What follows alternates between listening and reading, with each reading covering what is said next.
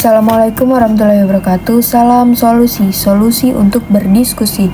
Perkenalkan, nama saya Dea Azalia Ramadhani dengan NIM 0601232055. Pada materi yang ke-8 dengan judul Civil Society, kita akan membahas apa itu Civil Society, peran dan fungsinya, serta tantangan yang dihadapinya. Civil society atau masyarakat sipil adalah sekumpulan organisasi dan kelompok non-pemerintah yang mewakili kepentingan dan nilai-nilai masyarakat. Ini termasuk LSM atau Lembaga Swadaya Masyarakat, organisasi keagamaan, serikat pekerja, asosiasi profesional, dan kelompok komunitas. Karakteristik civil society yang pertama, independen dari pemerintah, di mana civil society beroperasi secara independen dari pemerintah, meskipun dapat berinteraksi dengan pemerintah untuk mempengaruhi kebijakan. Yang kedua, ada berbasis kepentingan dan nilai. Civil society seringkali dibentuk berdasarkan kepentingan bersama dari nilai-nilai seperti hak asasi manusia, lingkungan, dan keadilan sosial. Yang ketiga, ada keanggotaan sukarela. Organisasi civil society biasanya terdiri dari anggota yang bergabung secara sukarela. Yang keempat, ada non-profit. Sebagian besar organisasi civil society adalah non-profit, yang berarti tujuan utamanya bukan mencari keuntungan finansial. Peran dan fungsi civil society. Yang pertama, ada pengawasan dan akuntabilitas. Civil society bertindak sebagai pengawas pemerintah dan sektor swasta untuk memastikan mereka bertindak sesuai dengan hukum dan etika.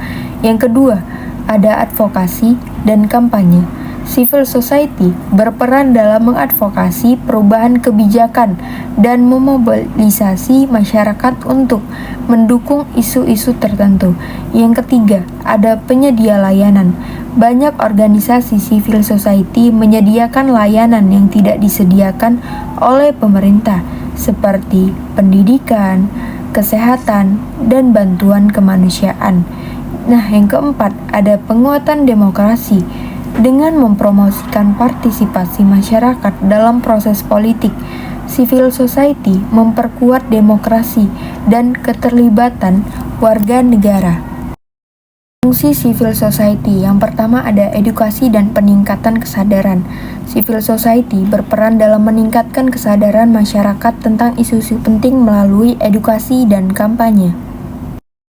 Kedua, ada mediasi konflik. Civil society dapat berperan sebagai mediator dalam menyelesaikan konflik antara kelompok masyarakat atau antara masyarakat dengan pemerintah. Yang ketiga, ada pembentukan jaringan dan koalisi.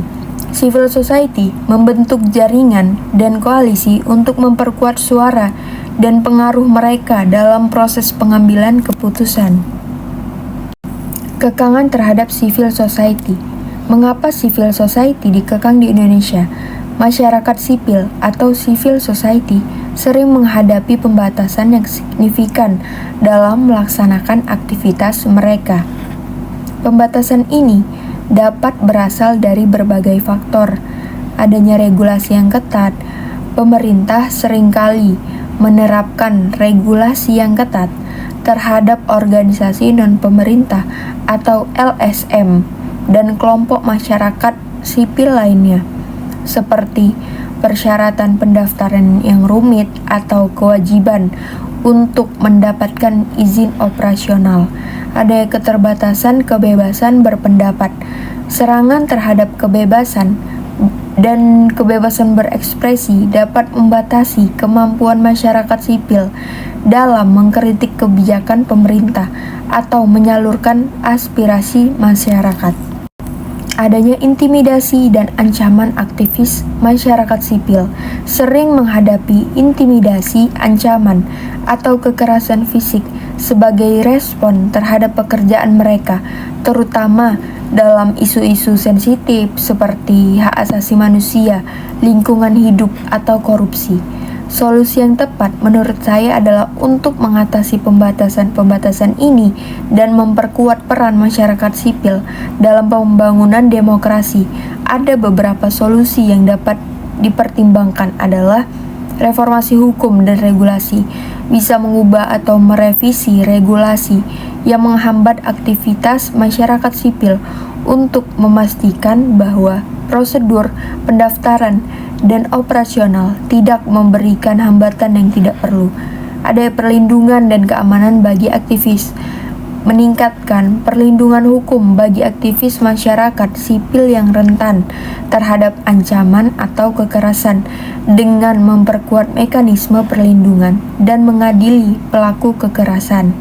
Pendidikan dan kesadaran publik, meningkatkan kesadaran publik akan pentingnya peran masyarakat sipil dalam demokrasi melalui pendidikan politik di sekolah-sekolah dan kampanye media yang positif. Peran civil society ini sangat penting dalam membangun masyarakat yang demokratis, adil, dan berkelanjutan. Meskipun menghadapi berbagai tantangan, keberadaan civil society memberikan ruang bagi warga negara untuk berpartisipasi aktif dalam proses politik dan sosial.